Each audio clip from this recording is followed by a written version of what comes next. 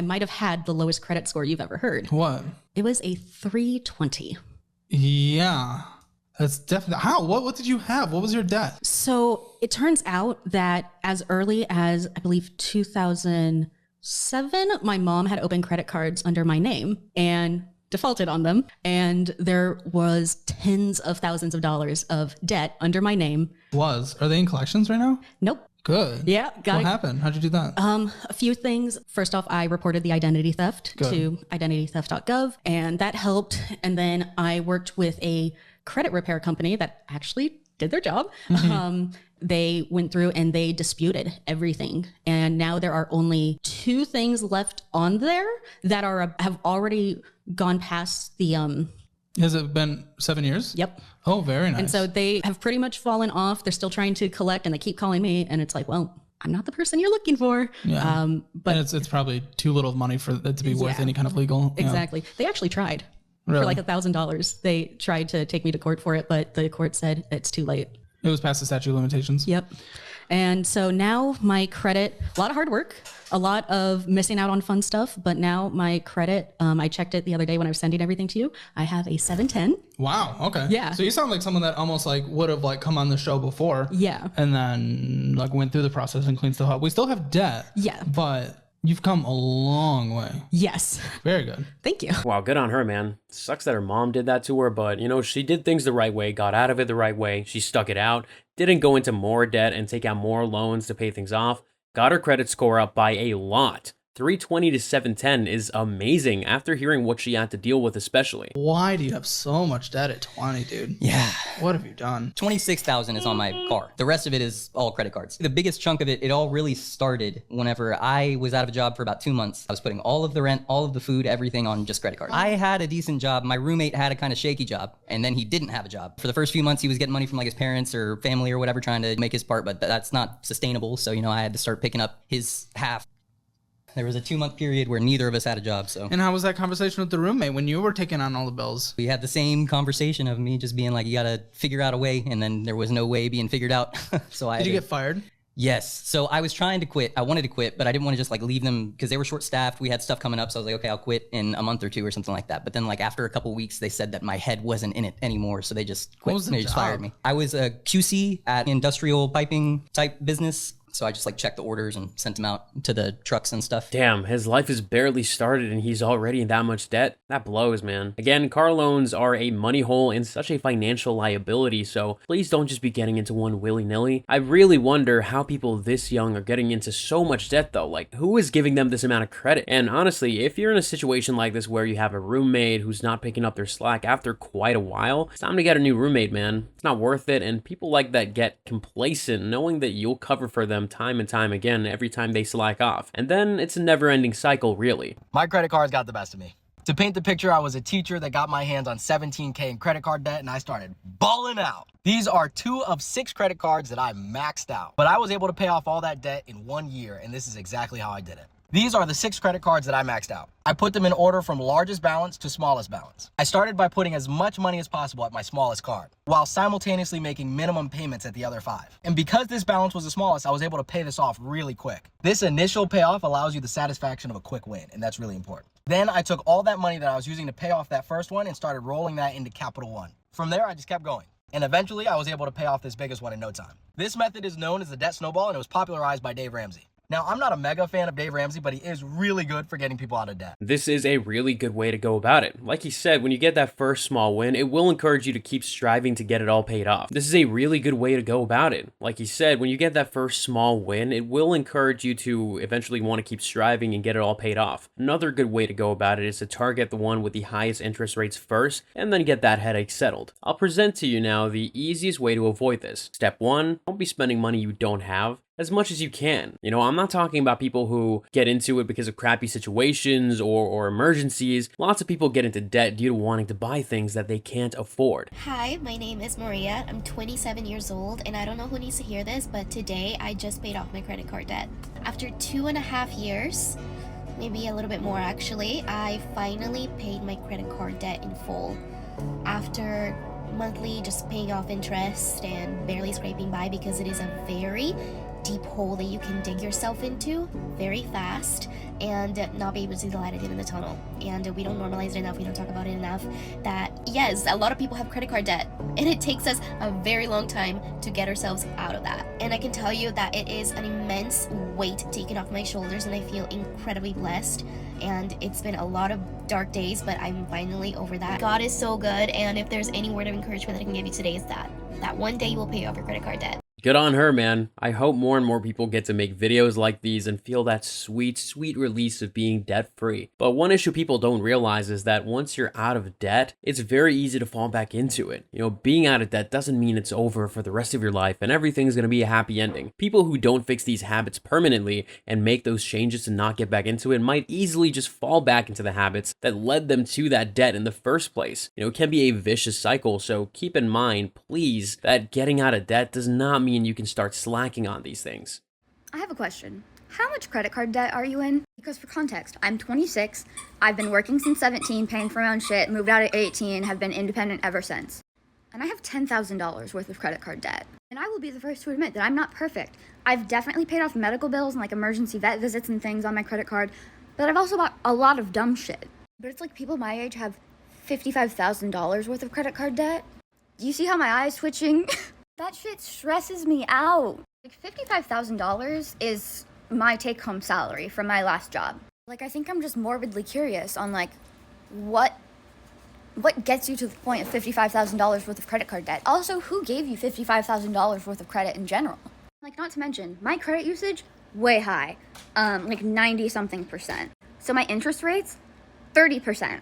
Like the interest would make me want to throw up. Like, I just want to know what kind of crazy lifestyle you're living that racks up that much in debt. That's crazy to me. The best way to go about using a credit card is to put bills or groceries and everything like that onto it and ensure those things are paid off immediately. It seems like a small thing, but it will help build up your credit score over time, and also by paying it off immediately, it'll ensure that you don't end up like one of those people in $55,000 worth of credit card debt.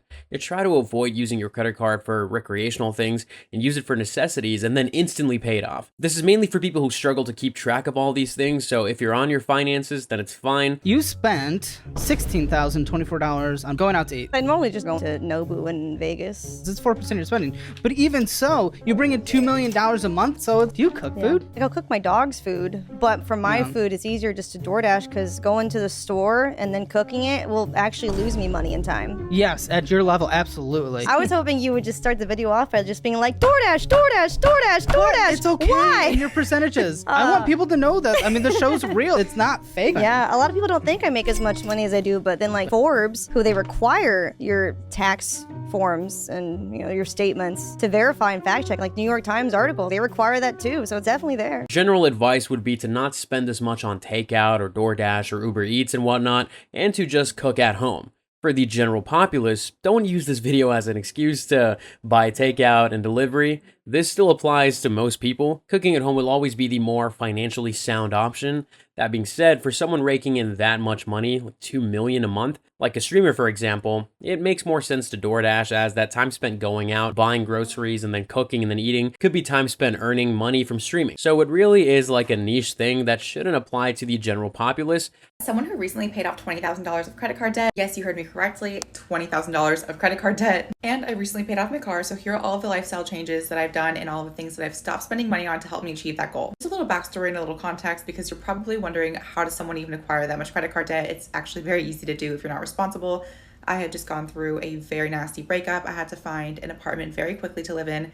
Ended up moving in somewhere that I just genuinely could not afford, with the lifestyle that I was living, still going out with friends, still spending money, still going out to eat at expensive restaurants, filling my sad void of being heartbroken just by keeping busy, and that is how I acquired that much debt. I also did move back in with my parents a year ago, but I don't want you to get it twisted. I'm not out here living for free under my parents' roof. I am a working adult. I pay them almost $600 a month, and I buy groceries, so I'm not freeloading. So these are all the things that I've done in addition to having a very reduced rent. Number one is I stopped spending my money on alcohol. You really don't realize how much alcohol adds up until you get your bill at the end of the night, and your alcohol bill is the same, if not more, than your food bill. I don't really go out to nice restaurants, but whenever I go out to eat, or if it's a nicer restaurant, I always have a 1 drink rule. I always have one social drink just to have a social drink with my girls, so I'm not the only one that's not drinking at the table. And I just drink it very slowly, and I make sure to enjoy it, because there's no need for me to be guzzling down alcohol and ordering multiple drinks. It is extremely rare that I'm ordering more than one drink unless it is a big celebration or someone's birthday, or if I'm at a friend's house or my own house and we have bottles of wine, it is a much more affordable way to drink. And this is specifically for restaurants that charge you $15+ for one singular drink. So if I go out with my girlfriends and it's a cheaper bar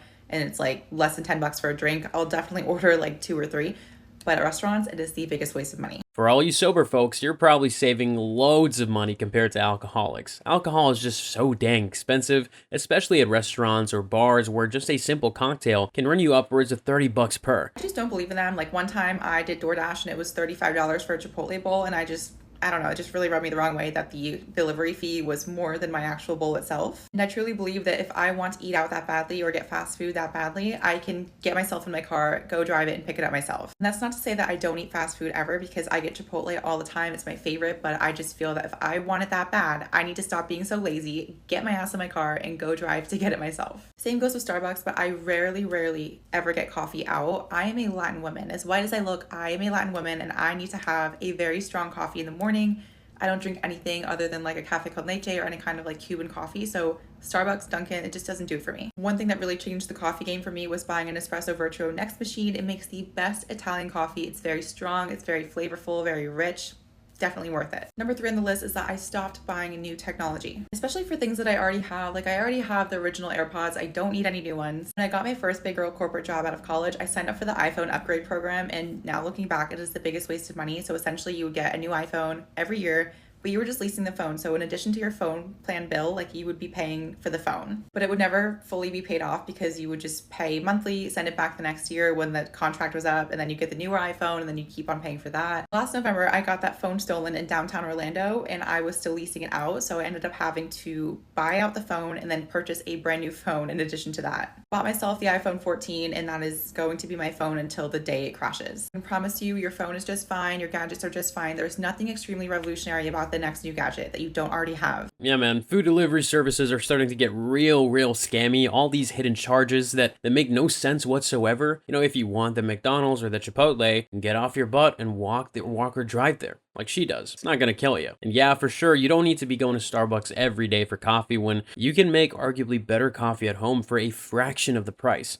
Before, I really don't buy clothing that often. I used to buy a lot of trendy clothing pieces, and now they're just sitting in my closet. I had to give them away, give them to Plato's Closet, give them to Goodwill because I just stopped wearing them. I started slowly building a capsule wardrobe instead with more basic pieces that I can mix and match throughout the seasons. And for me, I live in Florida, so it's hot the majority of the year, so buying short sleeve pieces, shorts, jeans, things like that I would wear all year round is much more beneficial for me rather than buying the pieces that I'm seeing on my feed on Instagram all the time. And a lot of the times, those trendy pieces are very low quality, or they're from Shein, fast fashion sites, so they're just not gonna last you anyway. So even though they're cheap now, you're gonna be spending more later when those pieces break and you have to buy a new one. Number 5, I stopped spending so much money on brand new skincare and makeup, which I know is crazy because I'm primarily a makeup and skincare influencer, and I used to be the kind of person that would go buy the newest skincare, the newest makeup. If I saw it was trendy, I used to go buy it. Now I have a very strict rule for myself. I'm not allowed to open a new bottle of makeup or skincare until the one that I'm currently using is finished. And that goes for PR products as well. For example, I already am using a hypochlorous acid spray, and I just received 2 new ones in the mail as PR gifts, which I am very grateful for, but I will not open them until my current one is finished, no matter how badly I want to try it and show you guys how it works. Number 6 on my list is overly hyped trendy supplements, especially those greens. I used to buy those Bloom Nutrition greens all the time, and they're so expensive. Do they really work?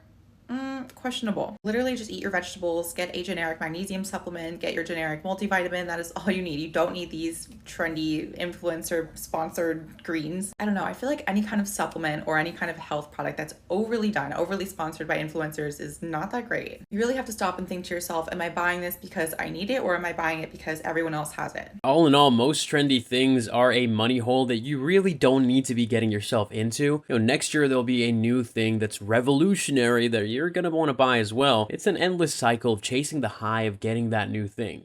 How do you use a credit card without incurring interest? Don't carry a balance. Okay. Don't carry that.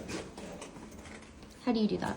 Don't carry a balance. You spend on your credit card. What do you do with your Amex? I use it and I pay it weekly or so. Sometimes what do? You spend the money, especially as a big purchase, right? Mm-hmm. And you immediately take your phone and you clip. Yeah, I pay it immediately. Right there. That's it. Don't carry a balance. Because a lot of people, based off of our advice in our previous video, get into a lot of credit card debt. I read about that. The problem with that, I don't mean to be brash, but that's a personal problem with people. You're trying to say that you use your debit card to control your spending, and if you use a credit card, you can't. So that means what? If your debit card doesn't have enough money, you don't spend. You need to have some discipline. First of all, let me take a step back. People need to understand how much money they have the ability to spend. Very simple. Doesn't matter if you spend on a credit card or debit card. How much can you afford to spend? What's your budget? So stay within your budget. The only proposal or the only thing I was encouraging is the manner in which you spend, right? Because it's more dangerous to put your credit card, your debit card out there, right? Especially if it's a pull payment with recurring stuff. Your information, you try and limit it out there. So if you want to use your debit card, whenever you use it, you want to be a push payment. You want to initiate the payment from your bank, not let someone come in and take the money out, right? So that being said, for people who say like you reading me some comments like, well, if I use a credit card, I'm going to get credit card debt. Hello, don't have a budget. It really is that simple, isn't it? I know he kind of sounds like he's scolding you, but really that's all there is to it, and that's all it comes down to. Budgeting properly. If you can't do that, you really should not have a credit card at all in the first place. You can't manage your finances based upon a zero balance bank account. So just have a budget. So just saying that if you're going to use your debit card, rather than using your debit card for stuff you would use your debit card for, just use your credit card and pay it right off. And you can set up in your online banking on your bank account, which is where your debit card's based out of, right? Your credit card payments. So for example, like if I go spend, like some maintenance stuff for the airplane, I spend on the card. Why? Because I want the points, whether it be for the airline points or the Amex, points, right? Points, when we go on vacation, sometimes we have free flights and stuff from these points, right? So I would drop a big chunk of change. I would charge a big amount on the card to get the points. Literally, when I make the charge, I immediately go to my bank account and cut the check out and pay it off. That's all you gotta do. Right. And no interest is paid. No, if you don't carry a balance, there's no interest, you gotta read the fine print in cards, but from what I understand is every statement cycle, they calculate the balance and they charge you interest. So to be safe, like you do, if you pay it off weekly or you pay it off the instant you spend it, it's a hassle, but you know what? Hey, that's what you have to do to make sure you don't overspend. And that's the biggest problem out there. So you can't look at it as like, oh, if I use a credit card, I'm going to get credit card debt. No, the credit card is just a tool. If you get into credit card debt, that means you lack discipline to control your spending. Period. A lot of people's problem is that they think their credit limit is their budget, and that really is a silly way to go about it. Use it like a debit card and pay it off immediately. That way you never rack up any debt, pay it in full each month, not in installments. That way it never goes up to the crazy amounts of debt that you hear about in all these videos. You don't even have to pay the full balance. You can just pay the statement balance each time before the full balance comes in, and you don't get charged any interest and nothing happens to you. So if you want, you can just pay the statement balance and keep doing that every time there's a new statement balance. All right, that is all we have for you guys for today. I will catch you guys in the next one. See ya.